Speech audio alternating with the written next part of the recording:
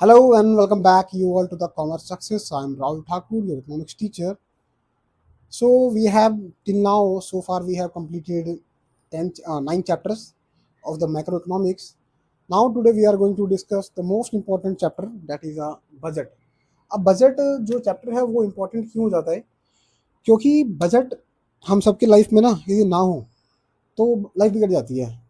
यदि आपको मालूम नहीं है, जैसे विदुर नीति में भी जो महात्मा विदुर थे उन्होंने कहा था महाभारत में कि जो व्यक्ति अपने इनकम और एक्सपेंडिचर मतलब आय और व्यय, खर्चा और आमदनी, इसको ढंग से नहीं जानता ना कि हमारे जो सोर्स ऑफ इनकम है वो कहाँ कहाँ से आ रहे हैं, जो हमारे एक्सपेंडिचर्स हैं, जो खर्चे हो रहे हैं वो कहाँ कहाँ हो रहे हैं, तो समझो वो आदमी बर्बाद है।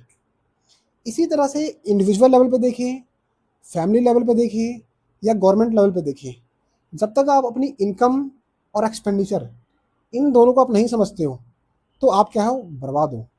इसीलिए आज हम इकोनॉमिक्स में बात करेंगे किसकी, बजट की, गवर्नमेंट बजट। ऑल दो चैप्टर का नाम क्या है, गवर्नमेंट बजट है, बट बजट का एक जनरल टर्म क्या होता है कि आपकी इनकम कहाँ से आ रही है, आपके जो एक्सपेंडिचर है वो कहाँ जा रहे हैं, इसको समझना ही आपका क्या है। जो ये समझते हैं हम, जो स्टेटमेंट बनाते हैं जिसको, जैसे हर रोज़ हम कॉपी लेके, हर रोज़ तो नहीं, महीने में एक बार कभी कॉपी लेके बैठते हैं, फैमिली का बजट बनाते हैं या अपना बजट बनाते हैं, तो वो क्या बजट होता है।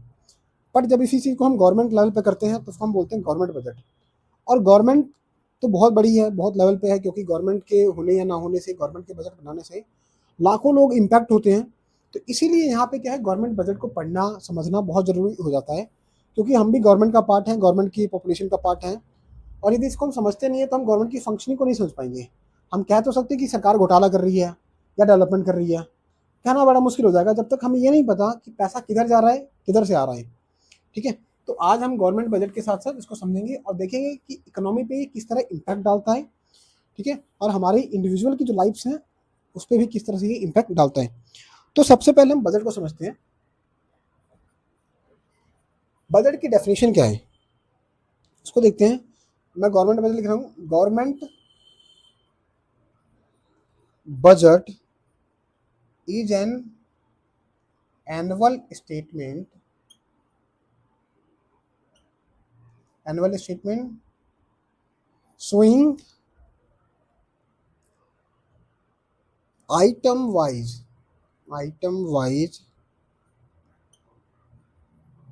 estimate of receipt and expenditure during a year, during a fiscal year। इसको हम क्या बोलते हैं, फिस्कल ईयर बोलते हैं। फिस्कल ईयर मतलब वही 1 अप्रैल से लेके अगले साल के 31 मार्च, मतलब इसी साल के या अगले साल के 31 मार्च तक। तो ये एक अकाउंटिंग ईयर होता है, उसमें जो हम बजट बनाते हैं उसको क्या हम बोलते हैं, बजट बोलते हैं। अब इसमें देखो क्या है, एनुअल स्टेटमेंट। एनुअल इस टर्म पे ध्यान देना आपको, क्या बात कर रहा है, एनुअल स्टेटमेंट। एनुअल मतलब साल में एक बार आएगा, साल में एक बार, और पूरे साल का होगा कि पूरे साल में गवर्नमेंट की कितनी इनकम होने वाली है, कितने एक्सपेंडिचर होने वाली है, इसका एक एडवांस एस्टिमेट लगाया जाएगा। और ये क्या होता है, आइटम वाइज एस्टिमेट। आइटम मतलब इनकम कहाँ कहाँ से आ रही है, टैक्स से पैसा आएगा सरकार का, या कहाँ इंटरेस्ट से पैसा आएगा, प्रॉफिट से आएगा, या फाइन से आएगा, या कहाँ से आएगा, वो सारी चीज़ें यहाँ पे होती हैं। रिसिप्ट भी होता है और एक्सपेंडिचर भी होता है ना, शो करना पड़ता है। और देखो गवर्नमेंट क्या करती है, बजट हर साल क्या है, पार्लियामेंट में यदि हम एक सच्चे नागरिक बनना चाहते हैं, एक ट्रू सिटीजन बनना चाहते हैं, अवेयर सिटीजन बनना चाहते हैं, तो ये समझना हमारे लिए बहुत ज़रूरी है। हर साल पार्लियामेंट में 1 फैब को बजट क्या है, बजट प्रस्तुत किया जाता है, प्रेजेंट किया जाता है बाय फाइनेंस मिनिस्टर। हमारी फाइनेंस मिनिस्टर कौन है, आप ये कमेंट बॉक्स में मुझे बता सकते हैं कि हमारी फाइनेंस मिनिस्टर कौन है। ठीक है, पर बजट का एक डॉक्यूमेंट होता है, इस डॉक्यूमेंट के साथ और भी बहुत सारे डॉक्यूमेंट्स होते हैं। जैसे एक आता है इंडिया ईयर बुक आता है, इंडिया ईयर बुक आते हैं जो दिखाता है इस साल में भारत कहाँ कहाँ किया, किस किस सेक्टर में कितना अचीव किया। फिर एक हमारा जो नीति आयोग है उसकी रिपोर्ट्स भी आती है, और भी बहुत सारे डॉक्यूमेंट्स आते हैं। ये हमारे काम की चीज़ नहीं है, बट हम इसको यहाँ पे देखते हैं। एक इकोनॉमिक सर्वे भी आता है, ये बहुत इंपॉर्टेंट है। गवर्नमेंट हर साल इकोनॉमिक सर्वे भी प्रेजेंट करती है, जिसमें वो दिखाती है कि इस साल में हमने क्या क्या प्रोग्रेस किया, मतलब एज अ कंट्री हमने क्या क्या प्रोग्रेस किया, कहाँ कहाँ आगे बढ़े, बहुत सारी चीज़ें। ये जो डॉक्यूमेंट्स होते हैं 2-3 बहुत ही पढ़ने लायक होते हैं। इससे आपकी कंट्री के बारे में, कंट्री की इकोनॉमिक, कल्चरल और बहुत सारी चीज़ों के बारे में मालूम चलेगा आपको। ये इकोनॉमिक पे फोकस होता है, ये ओवरऑल हर चीज़ पे फोकस होता है। ठीक है, तो ये सारी चीज़ें हैं हमारे बजट को लेके। ठीक है, अब इसको समझ लो। पहले जो बजट था वो क्या होता था, 1 मार्च को आता था।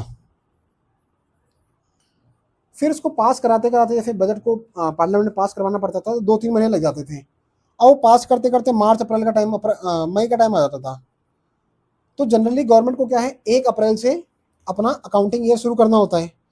तो अप्रैल मई जून इसका खर्चा कहाँ से आएगा? जब तक बजट पास नहीं हुआ तो गवर्नमेंट जो सरकारी खजाने से पैसा नहीं निकाल सकती। तो जब मोदी जी आए तो मोदी जी कहा, भाइयों और बहनों, आज से मैं बजट को मार्च में न, मतलब मार्च में प्रेजेंट ना करके सीधा हम 1 फरवरी को करेंगे। और 1 फरवरी से लेके फरवरी पूरा, मार्च पूरा, मतलब 2 महीने के अंदर हम बजट को पास कर देंगे, ताकि 1 अप्रैल से आराम से नए बजट के साथ उसको शुरुआत किया जा सके। ठीक है, पहले क्या होता था, सरकार को मतलब अगले 1-2 महीने जो है, मार्च अप्रैल मई, सॉरी मार्च के बाद जो अप्रैल मई और जून का टाइम आता था, उसके लिए बजट पास तो होता नहीं था, और पैसा चाहिए, सरकार को खर्चा होता था। तो वो क्या करते थे, छोटा सा एक पार्ट सेंक्शन करवा लेते थे पार्लियामेंट से, परमिशन मतलब ले लेते थे कि भाई हमने जो बजट पेश किया उसका छोटा सा पोर्शन हम यूज करना चाहते हैं, नहीं तो सारे डेवलपमेंट वर्क रुक जाएंगे। तो ये बड़ा इशू होता था। फिर उसमें सरकार जो पार्लियामेंट में है वो कुछ उसमें कट करती है, कुछ नहीं करती है। बट अब जो सिस्टम क्या बोला कि भाई 1 अप्रैल आते आते सारा बजट पास हो जाना चाहिए, ताकि 1 अप्रैल से काम धंधा बढ़िया शुरू हो जाए, कोई भी एक्स्ट्रा परमिशन लेने की जरूरत ना पड़े, कोई पंगा ना हो ज़्यादा। तो इसी को ध्यान रखते हुए ये चीज़ की गई है। अब कुछ और चीज़ें हैं तो बता देता हूँ मैं आपको, थोड़ी और चीज़ें हैं हमारे पास। जैसे कि जो बजट होता है, हम जो बात करते हैं जब गवर्नमेंट बजट की, तो गवर्नमेंट हमारे यहाँ पे 2 लेवल पे काम करती है। 2 नहीं बल्कि 3 लेवल पे काम करती है। एक होती है सेंट्रल गवर्नमेंट, ठीक है, जो कि हमारा पीएम कंट्रोल करती है, कह सकते हो। फिर आता है इसके नीचे स्टेट गवर्नमेंट, जो हमारा सीएम होते हैं। फिर इसके नीचे आती है म्यूनसिपालिटी वाले, जिसको बोलते हैं एमसीडी वाले, जो आपके निगम पार्षद और मेयर होते हैं वो करते हैं। और ग्राम पंचायत होता है, पंचायत। अब देखो इन तीनों, ये सब अपना बजट बनाते हैं साल में। जो सेंट्रल गवर्नमेंट बजट बनाती है उसे हम बोलते हैं पूरे देश का बजट, है ना, नेशनल बजट बोलते हैं इसको। और इसी बजट में तय किया जाता है कि भाई कौन कितना टैक्स वसूला जाएगा, किस पे कितना टैक्स लगेगा, किस पे टैक्स नहीं लगेगा। और देश में जो सभी लोग हैं वो इसी का इंतजार कर रहे होते हैं मेनली। स्टेट गवर्नमेंट का जो बजट होता है उसका इंतजार सबको नहीं होता, जो स्पेसिफिक स्टेट के लोग हैं उसको होता है। पर जो नेशनल बजट होता है, गवर्नमेंट बजट जो 1 फरवरी को आता है, वो पूरे देश को हिला कर रख देता है। तो इसका इंतजार सबको रहता है। ठीक है, फिर हमारे पास क्या आता है, स्टेट गवर्नमेंट का बजट आता है, जो कि सभी स्टेट गवर्नमेंट अपना अपना करती हैं। जैसे हम दिल्ली में हैं, मुंबई में हैं, तो मुंबई में महाराष्ट्र गवर्नमेंट का बजट आएगा, बिहार में बिहार गवर्नमेंट का आएगा, यूपी में यूपी गवर्नमेंट का आएगा। तो इस तरह से स्टेट बजट चलता है। एमसीडी भी हर साल अपना बजट बनाती है कि हम इस साल कितना पैसा खर्च करेंगे, हमारे इनकम का सोर्स क्या क्या होगा, वो सारी चीज़ें बताती हैं। जब इन सभी चीज़ों को आप पढ़ोगे तो आप एक मतलब जान पाओगे कि हमारी जो कंट्री है, हमारी जो कंट्री में क्या है, इनकम के सोर्सेज क्या है और कहाँ कहाँ पैसा खर्च किया जा रहा है। जनरली हम यही तो जानना चाहते हैं, सरकार पैसा खर्च कहाँ कर रही है। तो इसके थ्रू आप आराम से जान सकते हो, बजट के थ्रू। तो बजट का डॉक्यूमेंट हमें जरूर देखना चाहिए, नहीं देखो तो कम से कम न्यूज़ तो पढ़ी लेना चाहिए कि बजट में क्या क्या बताया जा रहा है। ठीक है, क्या पता हमारे काम की बहुत सारी चीज़ें उसमें हो, जनरली होती हैं हमारे काम की चीज़ें। ठीक है जी, अब देखो ऑब्जेक्टिव क्या होते हैं ऑफ गवर्नमेंट। अब गवर्नमेंट बजट तो ले आई, पर बजट ला क्यों रही है, बजट ला के क्या हो जाएगा, तो उसको भी समझ लेते हैं। तो उसको बोलते हैं ऑब्जेक्टिव ऑफ गवर्नमेंट। सबसे पहला ऑब्जेक्टिव क्या है, ये सबसे पहला और सबसे बड़ा है, री एलोकेशन ऑफ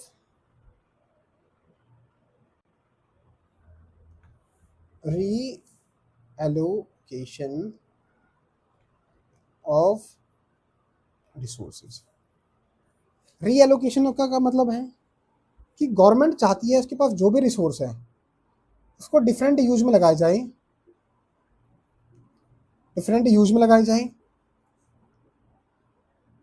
इफिशिएंट वे से लगाए जाए। अब मान लेते हैं कोई सरकारी कंपनी है जहाँ पे सरकार हर साल करोड़ों रुपए फूक रही है बट उसको वहाँ से कुछ फायदा नहीं मिल रहा, तो सरकार क्या करेगी? उस कंपनी को बंद करेगी। जब उस कंपनी को सरकार बंद करेगी, उसका डिक्लेरेशन वो कहाँ करेगी? अपने बजट में करेगी कि भाई हम ये कंपनी बंद कर रहे हैं क्योंकि यहाँ पे सरकार का इतना रिसोर्स जा रहा था और यहाँ से इतना बेनिफिट नहीं मिल रहा था। तो वो हमारा क्या है? री एलोकेशन ऑफ रिसोर्स कहलाएगा।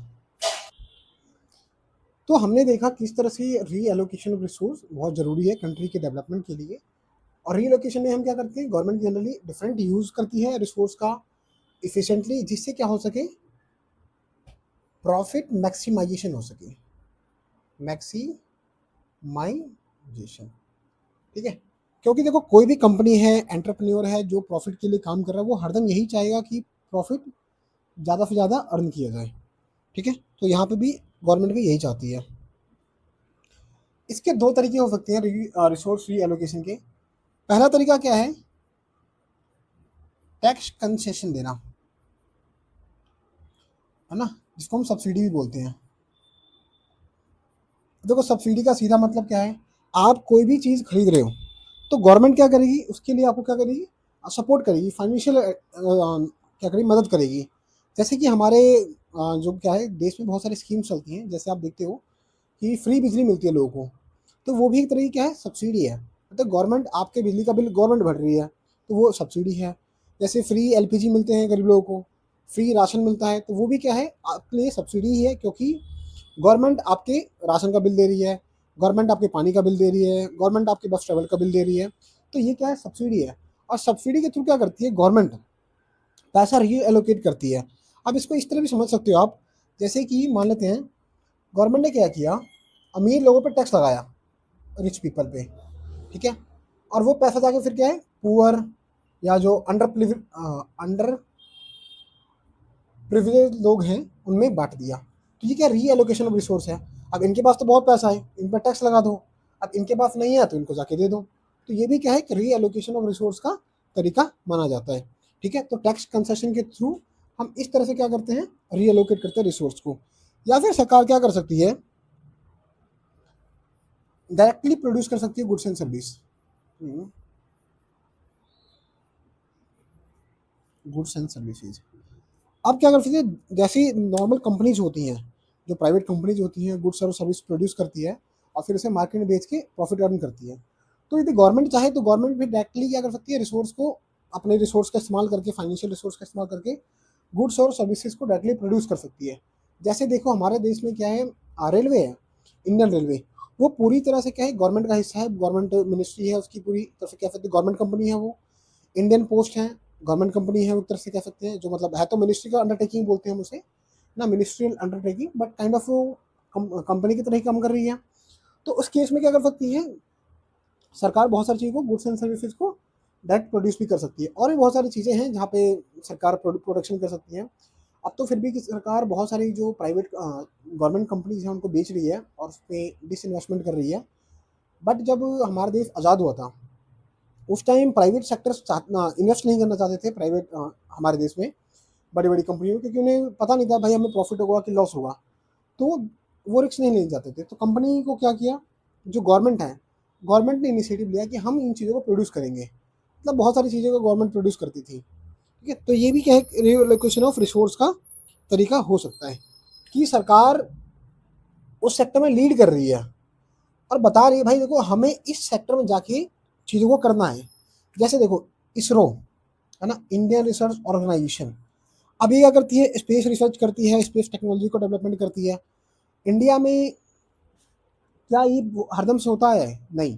कभी तो हमने शुरुआत की कि 1968 के आसपास हमने इसरो की स्थापना की, क्योंकि हमें लगा हमारा जो पैसा है इस तरफ जाना चाहिए और इससे जो आउटपुट निकलेगा उससे बहुत सारा फायदा मिलेगा। जैसे इसरो अपनी जब सैटेलाइट लॉन्च करती है तो सैटेलाइट से हमें बहुत सारी चीज़ें मालूम चलती है, कब हम बारिश होने वाली है, कब तूफान आने वाला है, कब आंधी आने वाला है। बेटा बटन ई हो ही हो चुका है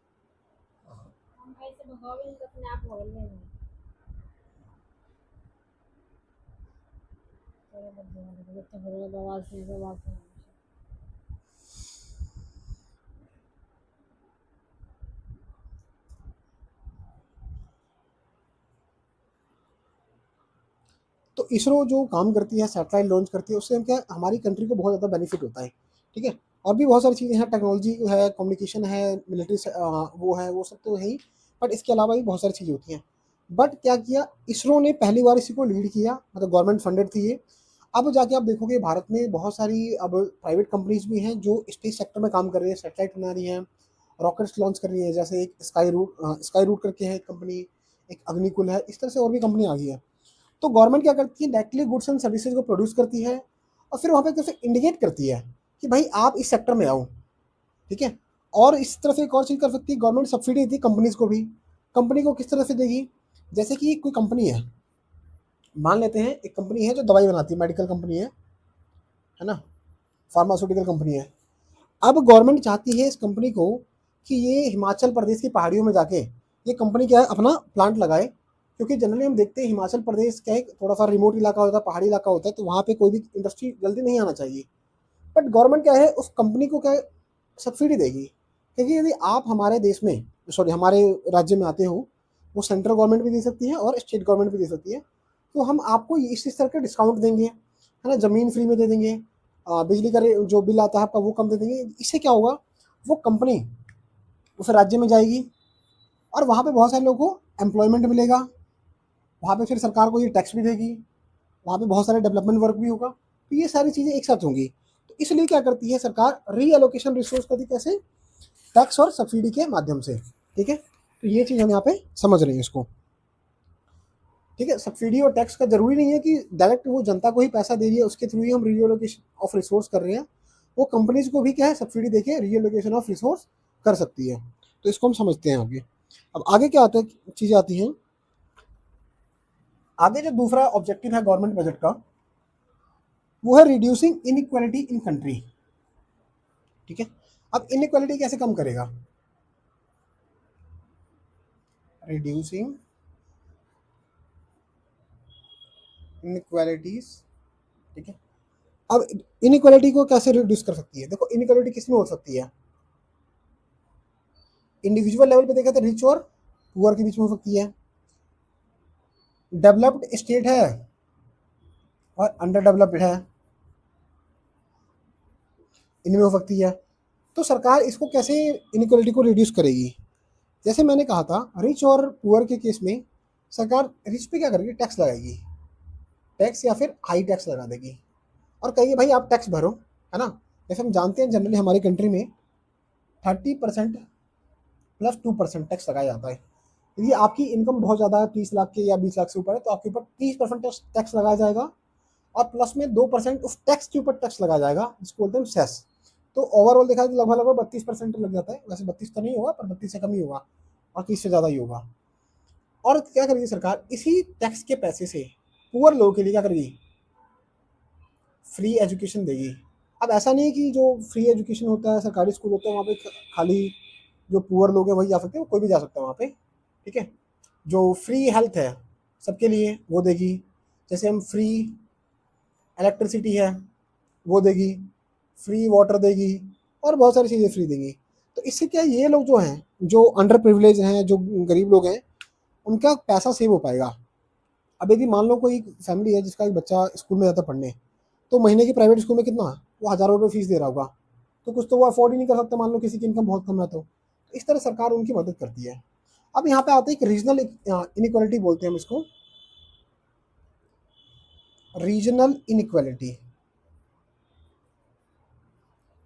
जैसे आप भारत में देखोगे जो साउथ इंडियन वाला पार्ट है, तमिलनाडु, तेलंगाना, कर्नाटक और ये सब जो राज्य हैं काफ़ी डेवलप है, महाराष्ट्र, गुजरात, ये काफ़ी डेवलप है।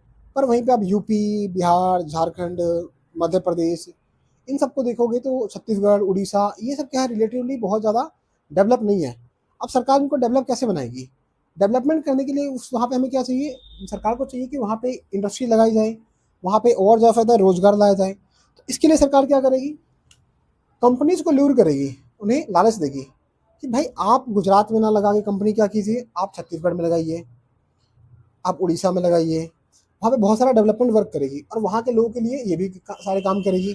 तो इस तरह से जो रीजनल इनइक्वालिटी है, मतलब हमारे देश के अलग अलग हिस्सों में जो डेवलपमेंट और अंडर डेवलपमेंट का गैप है, उसको सरकार कम करेगी। ठीक है, तो इस तरह से हम सरकार क्या करती है, दूसरा जो ऑब्जेक्टिव है वो रिड्यूसिंग इनइक्वालिटी का काम करती है। ठीक है, तीसरा ऑब्जेक्टिव क्या है, इकोनॉमिक स्टेबिलिटी। अब देखो इकोनॉमिक स्टेबिलिटी को आप कैसे समझोगे। अब तीसरा हमारा ऑब्जेक्टिव क्या है, इकोनॉमिक।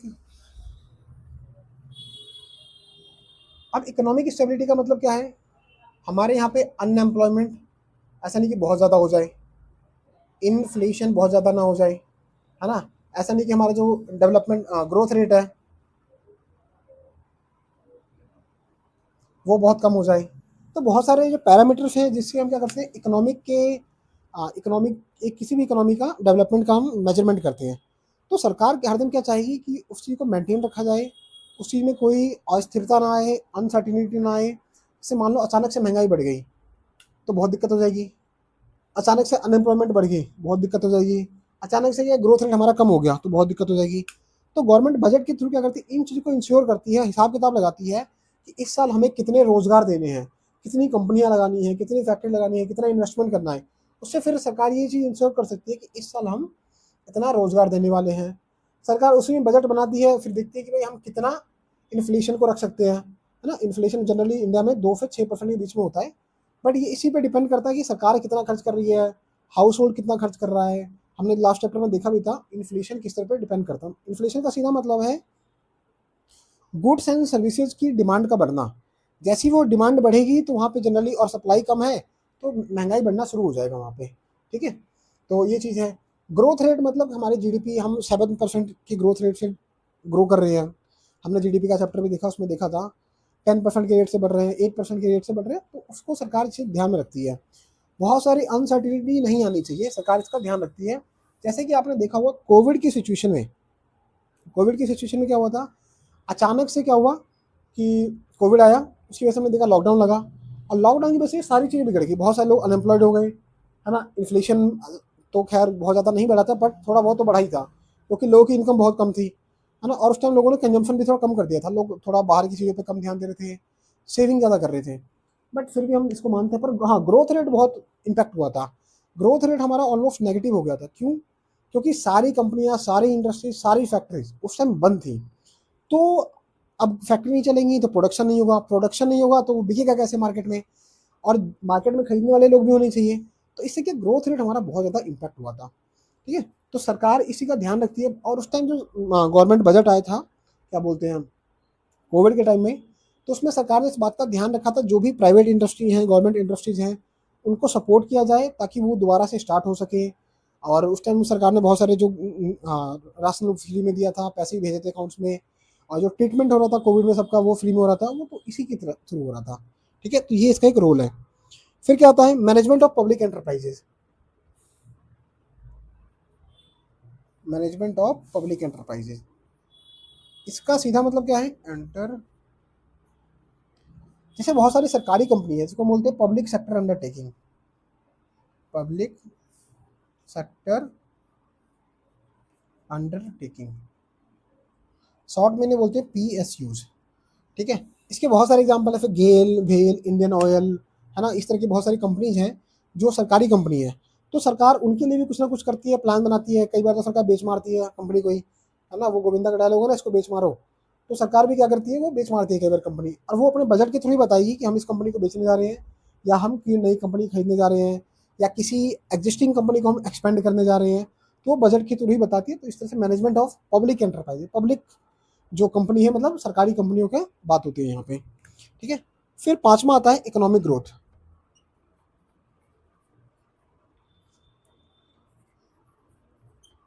इकोनॉमिक ग्रोथ की हमने यहाँ पे बात की, किस तरह से इकोनॉमिक ग्रोथ को इंश्योर करेगी कि जो हमारी इंडस्ट्रीज है उससे सपोर्ट करो, है ना, वो आगे बढ़े, लोगों को ज़्यादा से ज़्यादा रोजगार मिले, इन्फ्लेशन कम से कम रहे, तो हमारा ग्रोथ रेट अच्छा रहेगा। तो इस चीज़ की हम बात करते हैं। ठीक है, फिर छठा आता है रिड्यूसिंग रीजनल डिस्पैरिटी। ये चीज़ हम भी बात कर चुके हैं रिड्यूसिंग रीजनल डिस्पैरिटी की। ये किस तरह से होगा कि दो जो क्षेत्र है, जैसे यूपी बिहार है, गुजरात है, और या छत्तीसगढ़ का कंपेयर करो, तो डेवलपमेंट के पीछे मामले में क्या है, एक बहुत आगे है तो दूसरा बहुत पीछे है। बट उसको कैसे ये सही किया जाए, उसको कैसे बराबर लाया जाए, या उनकी बीच की कम से कम इनक्वालिटी तो कम की जाए ना, तो उसको सरकार इस तरह से इंश्योर करती है। फिर क्या है, एम्प्लॉयमेंट जनरेशन का भी पार्ट है, वो सब हमने देख लिया। और ये बहुत सारे हम गिनाने के लिए बहुत सारे रीजनिंग हम गिना सकते हैं, बट जो कुछ कोर है वो चीज़ हम यहाँ पे हमने देखा। ठीक है, तो उम्मीद करता हूँ आप लोगों को ये समझ में आ गया होगा। अब हम आगे बढ़ते हैं, और जो गवर्नमेंट बजट है हमारा, उसके कंपोनेंट्स देखते हैं हम, कि गवर्नमेंट बजट किन किन चीज़ों से मिलके बना होता है। ठीक है, गवर्नमेंट बजट में एक्चुअली में होता क्या है, अंदर जो माल मटेरियल है ना, वो क्या क्या होता है, उसकी हम बात करते हैं। तो सबसे पहले क्या है, component of budget.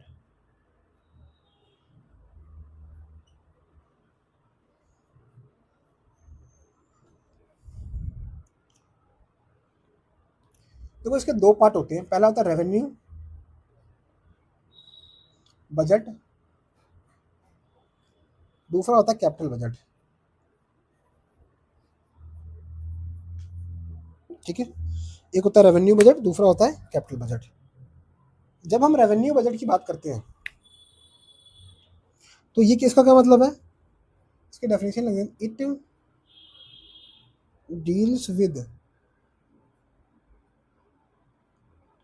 Revenue aspects of the government. ठीक है, revenue aspect of the government.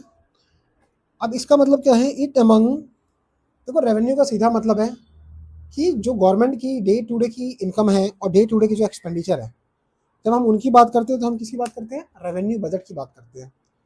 और डे टू डे की ना हो कि जो लॉन्ग टर्म बजट कह सकते हो आप, लॉन्ग टर्म चीज़ों में जब गवर्नमेंट इन्वेस्ट करती है या उन पे बेचती है उनको, तो उसको हम यहाँ पे बोलते हैं। इसको डेफिनेशन में यहाँ लिख रहा हूँ, डेफिनेशन की तो हम इसे अच्छे से समझ पाएंगे।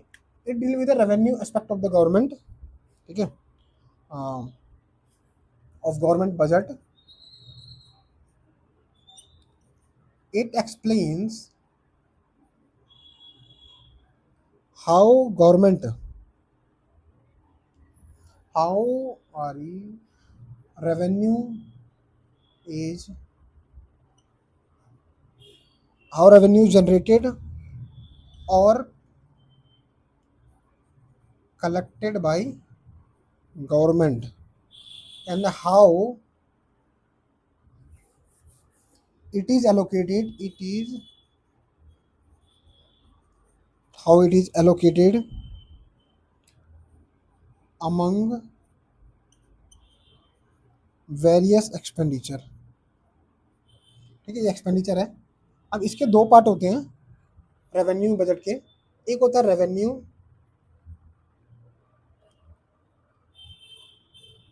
रिसिप्ट, दूसरा होता है रेवेन्यू एक्सपेंडिचर। ठीक है, तो रेवेन्यू के भी हमने दो पार्ट देखे, एक रेवेन्यू रिसिप्ट होता है, एक रेवेन्यू एक्सपेंडिचर होता है। मैं दोबारा बता रहा हूँ, अभी आगे इसको और डिटेल में भी देखेंगे। रेवेन्यू, यहाँ पे रेवेन्यू का जनरली हम जब इकोनॉमिक्स में पढ़ा था हमने लास्ट ईयर, तो रेवेन्यू वाला चैप्टर भी था हमारा माइक्रो इकोनॉमिक्स में। तो रेवेन्यू का मतलब वहाँ पे होता है इनकम, मतलब आमदनी होना, कि बेच के किसी सामान को आपको कितना पैसा मिला है। बट यहाँ पे जो रेवेन्यू है उसका मतलब revenue in nature. Revenue in nature का क्या मतलब है, रेवेन्यू इन नेचर का मतलब है रिकरिंग। जो चीज़ें, जो इनकम या जो खर्चे बार बार होते हैं, तो उनको हम क्या बोलते हैं, रिकरिंग बोलते हैं नेचर में। और उसे ही हम क्या बोलते हैं, रेवेन्यू है नेचर उसका। रेवेन्यू मतलब ये खर्चे बार बार होंगे, जैसे दवाई है। अब गवर्नमेंट हॉस्पिटल में क्या दवाई ऐसा तो नहीं साल में एक बार बिकेगी, तो उसका नेचर क्या है, बार बार बिकेगी, तो उसका नेचर है रेवेन्यू, मतलब रिकरिंग, बार बार दवाइयाँ खरीदनी पड़ती हैं, स्टॉक खत्म होता आगे जाता है। बट जो हॉस्पिटल की बिल्डिंग बनी है उसका क्या नेचर है, क्या वो हर साल नई बिल्डिंग बनेगी या हर महीने नई बिल्डिंग बनेगी, ऐसा तो नहीं है। बना दिया एक बार बिल्डिंग, वो 20 25 30 साल 50 साल चलेगी। तो उसका नेचर क्या, कैपिटल, मतलब सदियों में या फिर बहुत सालों में एक बार होगा। उसको बोलते हैं कैपिटल नेचर का सामान, है ना, इन्वेस्टमेंट। ये क्या है, रेवेन्यू नेचर का इन्वेस्टमेंट है। मतलब कि जो आपने इन्वेस्टमेंट किया या जो भी खर्चे किए वो बार बार हो रहे हैं, जो इनकम भी हो रहा है बार बार हो रहा है। जब टैक्स कलेक्ट करती है सरकार, ऐसा तो नहीं भाई मैंने 1980 में टैक्स कलेक्ट किया था अब नहीं करूँगा। वो हर साल हर महीने हर पल टैक्स कलेक्ट करती रहती है, बार बार करती रहती है। तो वो यहाँ पे रेवेन्यू रिसिप्ट होता है, वो इनकम जो सरकार बार बार करती है, और ये क्या है, जो बार बार खर्चे करती है। ठीक है, अब इसके बाद आता है कैपिटल बजट आता है हमारा, इसको मैं यहाँ लिख देता हूँ।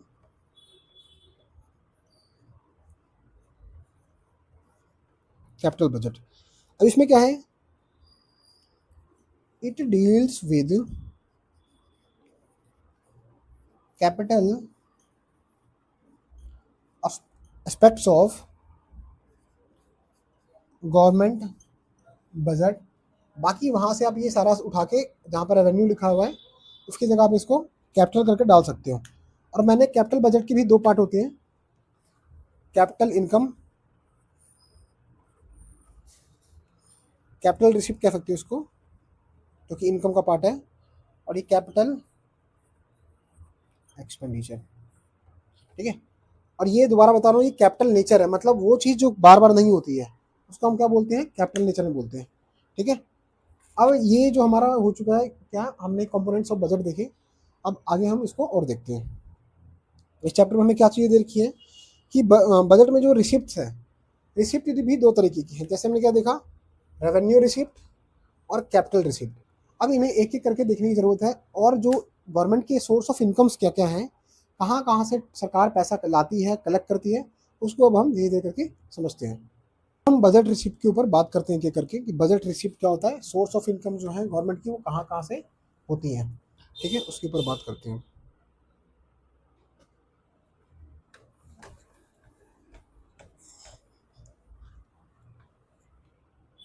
तो देखो बजट रिसिप्ट, इसको बहुत ध्यान से समझना है, क्योंकि इसको समझा नहीं तो वहाँ पे जब मिस होगा तो सारी चीज़ें मिस हो जाएंगी। और इसके बेस पे क्या है, बहुत सारे न्यूमेरिकल्स भी हम करेंगे जो एग्जाम में आते हैं, 3-4 मार्क्स में आते हैं ये न्यूमेरिकल्स। ठीक है, तो उसको भी हम यहाँ पे समझेंगे। तो सबसे पहले देखो क्या है, गवर्नमेंट बजट रिसिप्ट के दो पार्ट हैं। एक क्या है, रेवेन्यू रिसिप्ट, और आपको चिंता करने की जरूरत नहीं है, हम इन सब चीज़ों को डिटेल में देखेंगे यहाँ पे। फिर दूसरा क्या आता है, कैपिटल रिसिप्ट।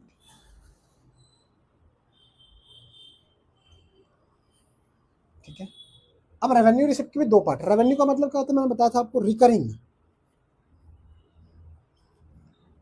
वो इनकम जो बार बार होती है, बार बार होती है। जैसे आपका मान लेते हैं पुलिस वाले चालान काटा, तो ऐसा तो है नहीं कि सदियों में एक बार चालान कटेगा आपका, बार बार कभी कट सकता है, साल में एक बार कट सकता है, एक दिन में कई बार कट सकता है।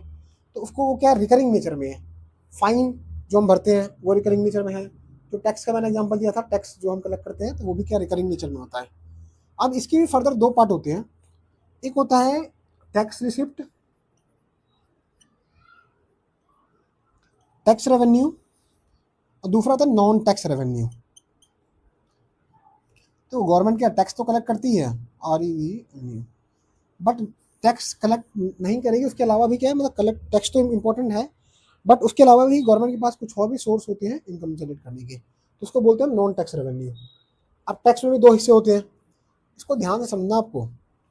एक होता है डायरेक्ट टैक्स, एक होता है इनडायरेक्ट टैक्स। अब देखो डायरेक्ट टैक्स क्या होता है, जैसे कि हम सब क्या भरते हैं, जीएसटी भरते हैं। जब भी आप कोई सामान खरीदते हो उस पर जो आप टैक्स भरते हो, ठीक है, वो क्या होता है, जैसे जीएसटी का एग्जांपल मैं ले दे रहा था, वो एक्चुअली इनडायरेक्ट टैक्स का पार्ट होता है, क्योंकि वो टैक्स डायरेक्टली गवर्नमेंट हमसे कलेक्ट नहीं कर रही है। हम क्या कर रहे हैं, दुकानदार को दे रहे हैं, दुकानदार होलसेलर को देगा, होलसेलर फिर मैन्युफैक्चरर को देगा, और फिर वो क्या है, गवर्नमेंट को पास ऑन हो जाएगा। हम कंज्यूमर यहाँ पे हैं, गवर्नमेंट यहाँ पे है, तो ये हम डायरेक्टली गवर्नमेंट के खाते में जमा नहीं करवा रहे हैं, तो इनडायरेक्टली वो जा रहा है गवर्नमेंट के पास, तो उसको हम क्या बोलते हैं, इनडायरेक्ट टैक्स। इसको भी आगे हम देखेंगे। और डायरेक्ट टैक्स या टैक्स होते हैं जो डायरेक्ट हम गवर्नमेंट को देते हैं। अब यहाँ पे जो कैपिटल रिसिप्ट है, इसके भी दो पार्ट है, दो नहीं एक्चुअली तीन पार्ट है। तो पहला पार्ट क्या बोलता है, बोरोविंग। देखो यहाँ पे इनकम नहीं लिखा, रिसिप्ट लिखा हुआ है। इनकम मतलब आपने जो कमाया है, जैसे हमने देखा था फैक्टर इनकम, बट यहाँ पे लिखा हुआ रिसिप्ट, मतलब पैसा आपको मिला है, आपको प्राप्त हुआ है।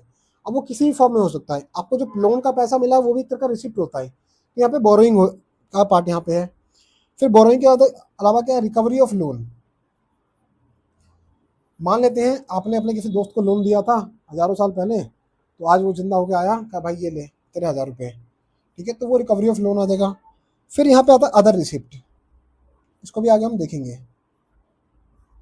ठीक है, अब बोरोइंग में कई सारे पार्ट्स होते हैं, कहाँ कहाँ से बोरोइंग की है आपने, कहाँ कहाँ से उधार लिया है, तो वो सारी चीज़ें हम इसमें देखते हैं।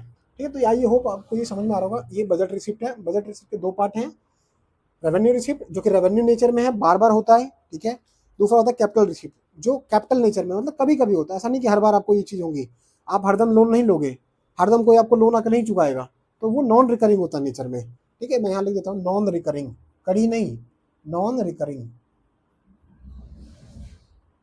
ठीक है, अब फर्दर जब हम रिकरिंग रेवेन्यू रिसिप्ट के हम डिवीजन करते हैं तो टैक्स रेवेन्यू और नॉन टैक्स रेवेन्यू निकलता है, फिर उसमें भी फर्दर क्लासिफिकेशन है। अब एक एक करके देखते हैं, हम रेवेन्यू रिसिप्ट से शुरू करते हैं अब, और डिटेल में हम पढ़ते हैं। ठीक है, तो रेवेन्यू रिसिप्ट को कैसे डिफाइन करोगे?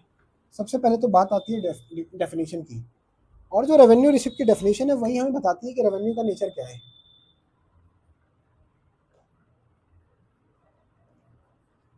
ठीक है, रेवेन्यू रिसिप्ट तो ये क्या बताती है, फिर बताती है, मैं आर लिख रहा हूँ इसको शॉर्ट फॉर्म में, रेवेन्यू रिसिप्ट बार बार ना लिख के। Revenue receipt refers to those receipts which neither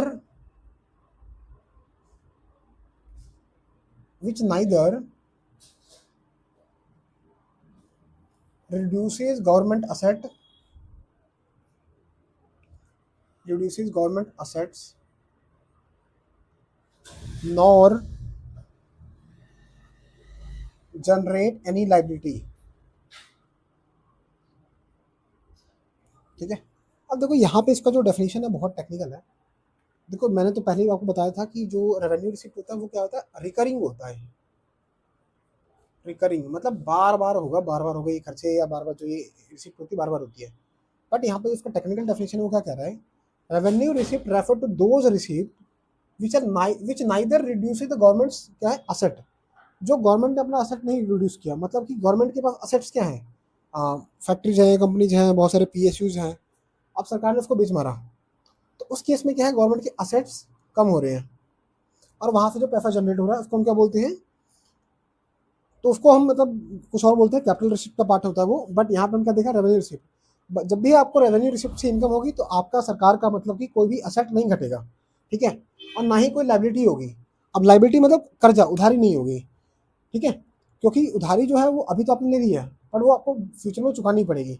पर रेवेन्यू रिसिप्ट में जो इनकम होती है वो आपको फ्यूचर में चुकानी नहीं पड़ती, ना ही आपको अपना कोई संपत्ति बेचना पड़ता है। ठीक है, तो उसको हम यहाँ रेवेन्यू रिसिप्ट बोलते हैं। अब यहाँ पे देखो, ठीक है, एग्जाम्पल्स देख लेते हैं इसके, क्या है, टैक्सेज, फाइन्स, प्रॉफिट, जैसे गवर्नमेंट कंपनीज हैं उनके प्रॉफिट आ गया, तो ये सब उनका पार्ट होता है। ठीक है, बहुत सारी चीज़ें हैं, तो इसको हम इतना ज़्यादा माथामारी नहीं करना। अब सीधा हम चलते हैं, इसका जो पहला पार्ट आता है वो होता है टैक्स रेवेन्यू। मतलब सबसे पहले सरकार क्या करती है, टैक्स के थ्रू क्या करती है, आप पैसा कलेक्ट करती है। तो फिर भाई टैक्स कौन सी, अब टैक्स क्या होता है, tax refers to sum total of receipt. Tax revenue की बात कर रहे हैं एक्चुअली हम यहाँ पे, मैंने यहाँ पे लिखना भूल गया, टैक्स रेवेन्यू मतलब सीधा वो पैसा सरकार का जो टैक्स से आता है। यहाँ पे डेफिनेशन थोड़ा लिखना पड़ता है, एग्जाम में फॉर्मेलिटी पूरी करनी पड़ेगी ना आपको। Tax revenue refer to the sum total of the receipt from taxes. ठीक है, from taxes and other duties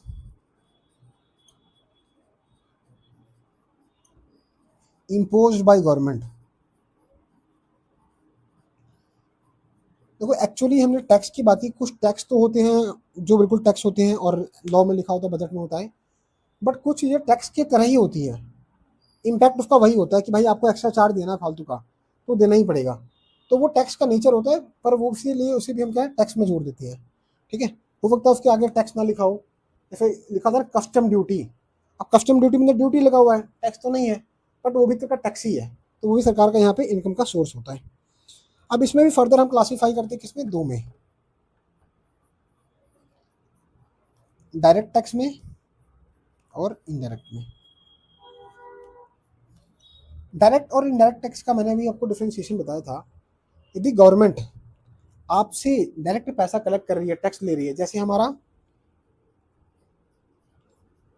income tax, corporate tax, तो ये हमारे क्या है, डायरेक्ट टैक्स एग्जाम्पल है। यहाँ जो पर्सन है जिसके ऊपर टैक्स लगाया जा रहा है, जो टैक्स पे कर रहा है, जिसके ऊपर टैक्स का बर्डन आ रहा है, वो डायरेक्टली क्या करता है, गवर्नमेंट के पास जाता है और अपना पैसा जमा करता है। जैसे कि हम देखते हैं इनकम टैक्स, हर साल हम इनकम टैक्स भरते हैं, है ना। हर साल जो कंपनी होती है वो कॉर्पोरेट टैक्स भरती है, तो ये किसका पार्ट है, डायरेक्ट टैक्स का पार्ट है। और जाके आप सीधा आईटी डिपार्टमेंट जो है, इनकम टैक्स डिपार्टमेंट, वहाँ भरते हो। नहीं भरोगे तो उठ के वो आ जाएंगे। बट यहीं पे जब हम इनडायरेक्ट टैक्स की बात करते हैं, उसमें क्या आता है, not directly collected by government. ठीक है, जैसे डायरेक्टली गवर्नमेंट नहीं करती है, फिर जीएसटी। अब जीएसटी का आपने सुना होगा, जो मैन्युफैक्चरर वही जमा करवाता है, बाकी जो नहीं करते हैं, जो आम कंज्यूमर है वो क्या, दुकानदार को टैक्स पे करते हैं। दुकानदार उनसे टैक्स कलेक्ट करता है, फिर वो होलसेलर को देगा, होलसेलर फिर मैन्युफैक्चरर को देगा, और इस तरह से वो सरकार तक पहुंच जाएगा। और भी वैट होता था पहले, वैल्यू एडेड टैक्स, है ना, कस्टम ड्यूटी, और भी बहुत सारी चीज़ें आप लगा सकते हो इसके अंदर। ये सब क्या है, इनडायरेक्ट टैक्स का पार्ट कहलाती है। ठीक है, डायरेक्ट टैक्स का पार्ट और इनडायरेक्ट टैक्स का पार्ट हमने देख लिया। और फर्दर यहाँ पे एक और क्लासिफिकेशन हम कर सकते हैं कि डायरेक्ट टैक्स क्या होता है और इनडायरेक्ट टैक्स क्या होता है। ठीक है, फर्दर क्लासिफिकेशन कर लेते हैं। मैं आपको सारे बता दूंगा जो बेसिस हैं, किन बेसिस पे हमें क्लासिफिकेशन करना है कि डायरेक्ट टैक्स और इनडायरेक्ट टैक्स के बीच में क्या डिफरेंस होता है। बाकी ये चीज़ आपको खुद करनी पड़ेगी। तो लिख लेते हैं डायरेक्ट टैक्स और यहाँ इनडायरेक्ट टैक्स। देखो, टैक्सेशन को समझने का सबसे अच्छा स्टेज है ये 12th में। ठीक है, अब बेसिस क्या क्या है उसको देखते हैं। सबसे पहला क्या है, इम्पैक्ट। इम्पैक्ट किस पे पड़ता है, इंडिविजुअल जो होता है, हाउस होल्ड और कॉर्पोरेट पे, क्योंकि कॉर्पोरेट टैक्स भी लगाया जाता है। और इसमें किस पे पड़ता है, जो भी गुड्स एंड सर्विसेज खरीदता है ना बायर, उस पर लगता है। अब वो हाउस होल्ड खरीदे या इंडिविजुअल खरीदे, मतलब इंडिविजुअल हाउस होल्ड की बात हो गई, या कॉर्पोरेट खरीदे या कोई एनजीओ खरीदे, कुछ भी खरीदे, उन पर पड़ेगा। शिफ्ट ऑफ बर्डन, देखो ये बहुत बढ़िया कॉन्सेप्ट है। आप डायरेक्ट टैक्स में शिफ्ट ऑफ बर्डन नहीं कर सकते। टैक्स यदि अल्फा पे लगाया गया, मतलब पर्सन ए पे लगाया गया है, तो पर्सन ए को ही टैक्स भरना पड़ेगा, कांट बी शिफ्टेड। यहां पे टैक्स बर्डन शिफ्ट किया जा सकता है, कैन बी शिफ्टेड। और अल्टीमेटली टैक्स पेयर कौन होता है इस केस में, कंज्यूमर होता है। Ultimate tax payer is consumer. अब टैक्स को शिफ्ट कैसे कर रहे हैं, मैंने बताया ना कि जैसे मान लीजिए उसको शुरू से देखते हैं चैन को। मैन्युफैक्चरर है, उसने सामान बेचा किसको, होलसेलर को, तो उसने उस पर टैक्स लगाया होगा कि नहीं होगा, लगाया होगा। अब होलसेलर ने सामान बेचा किसको, रिटेलर को, तो रिटेलर को जब होलसेल ने बेचा सामान तो उसने टैक्स लगाया होगा कि नहीं होगा, ऑब्वियस सी बात है। और रिटेलर ने बेचा किसको, कंज्यूमर को, तो इसने टैक्स लगाया होगा कि नहीं होगा, ऑब्वियस सी बात लगाया होगा। मतलब इसने जो टैक्स इसको बेचा, अब इस पर भी सरकार टैक्स लगा रही है ना, तो ये वो टैक्स किससे कलेक्ट करेगा, होलसेलर से। होलसेलर वाला वो टैक्स किससे कलेक्ट करेगा, रिटेलर से। और रिटेलर वाला वो टैक्स किससे कलेक्ट करेगा, कंज्यूमर से। तो इस तरह से बर्डन शिफ्ट कर दिया गया है कि भाई टैक्स तो जनरली कंपनी को भरना था, बट वो करते करते अल्टीमेटली क्या है, जो कंज्यूमर है उसी से कलेक्ट किया जा रहा है। इसलिए इस तरह से बर्डन को शिफ्ट किया जा सकता है इनडायरेक्ट टैक्स के केस में। बट डायरेक्ट टैक्स के केस में जिसके नाम का पर्चा कटा है, जिसका पैन कार्ड है, जिसने कमाई की है, उसी को देना पड़ेगा, अदरवाइज काम नहीं चलेगा। नेचर क्या है, ये प्रोग्रेसिव होता है। ये क्या होता है, जनरली प्रोपोर्शनल होता है। प्रोग्रेसिव मतलब क्या है, जैसे जैसे आपकी इनकम बढ़ेगी तो वैसे वैसे टैक्स भी बढ़ता रहेगा। ठीक है, जैसे जैसे आपकी इनकम बढ़ेगी तो टैक्स भी उस तरह से बढ़ता रहेगा। और जनरली भारत में क्या होता है, ऐसा नहीं है कि आप जितना बहुत ज़्यादा कमाओगे तो बहुत ज़्यादा आपके ऊपर टैक्स लगेगा। एक लिमिट के बाद हम बढ़ते हैं, एक लिमिट के बाद हम रुक जाते हैं, फ्लैट रहते हैं। जो मैक्सिमम इनकम टैक्स है इंडिया में, इनकम टैक्स में बात कर रहा हूँ, वो 30% है, और कॉर्पोरेट टैक्स अराउंड 40% है। और फिर डिपेंड करता है किस तरह की कंपनी है, सरकार ने इसको छूट दी है कि नहीं दी है, वो अलग चीज़ें हैं। बट ये प्रोग्रेसिव नेचर में होता है। जैसे टैक्स ब्रैकेट है इंडिया में, आपकी इनकम 0 से 5 लाख के बीच में है तो आपको कुछ टैक्स नहीं देना, या उससे थोड़ी ज़्यादा है तो इतना परसेंट टैक्स दो, इससे ज़्यादा है तो इतना परसेंट टैक्स दो। तो इस तरह से चीज़ें चलती हैं, इसलिए इसको प्रोग्रेसिव नेचर में कहा गया है। जैसे जैसे धीरे धीरे आपकी इनकम बढ़ती है, आपको उस पर टैक्स भी थोड़ा बढ़ता जाएगा, आपका टैक्स का बर्डन भी आपके ऊपर। और कॉर्पोरेट टैक्स में भी सेम चीज़ है। ये प्रोपोर्शनल क्यों है? आप जितने ज़्यादा की शॉपिंग करोगे उतने ज़्यादा आपको टैक्स देना पड़ेगा। अब मान लो एक गरीब आदमी है, गरीब मतलब एक नॉर्मल मिडिल क्लास आदमी है, अब वो 1 लाख की शॉपिंग करेगा तो भाई उसको 1 लाख के ऊपर सामान का टैक्स देना पड़ेगा। अब वो 1 करोड़ की करे तो 1 करोड़ की देना पड़ेगा। अब चाहे चिप्स क्या अंबानी खरीदे या एक नॉर्मल रिक्शे वाला खरीदे, उसको सेम टैक्स देना पड़ेगा, क्योंकि सामान वो सेम चीज़ ले रहा है ना। यहाँ पे इनकम की बात नहीं है, यहाँ पे बात क्या है कि जो आप मटेरियल खरीद रहे हो, जो सामान खरीद रहे हो, उस पर आपको टैक्स कितना देना पड़ रहा है। ठीक है, अब कोई मान लो रिक्शे वाला है या कोई नॉर्मल आदमी जो मिडिल क्लास है ना, छपरी आदमी, अब वो चाहता है मैं भाई ब्रांडेड शूज़ खरीदूँ, है ना, 20-25 हज़ार के। तो क्या करेगा? अब भाई आपको ब्रांडेड शूज़ लेने हैं तो ब्रांडेड शूज़ पे जो टैक्स रेट है आपको वही पे करना पड़ेगा ना। अब लोकल शूज़ पे यदि आपको खरीदना है तो लोकल शूज़ के हिसाब से जो टैक्स रेट है वो देना पड़ेगा। इसलिए वो क्या है, प्रोपोर्शनल है। प्रोपोर्शनल मतलब आप जितने हाई लेवल का सामान खरीदोगे, जितने ज़्यादा वैल्यू का खरीदोगे, आपको उस हिसाब से टैक्स देना पड़ेगा। ठीक है, चाहे वो आप कुछ भी करो। ये हमारा क्या था, डिफरेंशिएशन था डायरेक्ट टैक्स और इनडायरेक्ट टैक्स के बीच में। इसके बाद हम नेक्स्ट वीडियो में जो हमारा आएगा उसमें हम डिस्कस करेंगे जो नॉन टैक्स रेवेन्यू, क्योंकि ये टैक्स रेवेन्यू की हम बात कर रहे थे, नॉन टैक्स रेवेन्यू पे हम अगले वीडियो में बात करेंगे। तब तक के लिए आप चैनल को लाइक कीजिए, सब्सक्राइब कीजिए और अपने दोस्तों के साथ इस वीडियो को शेयर कीजिए। Thank you.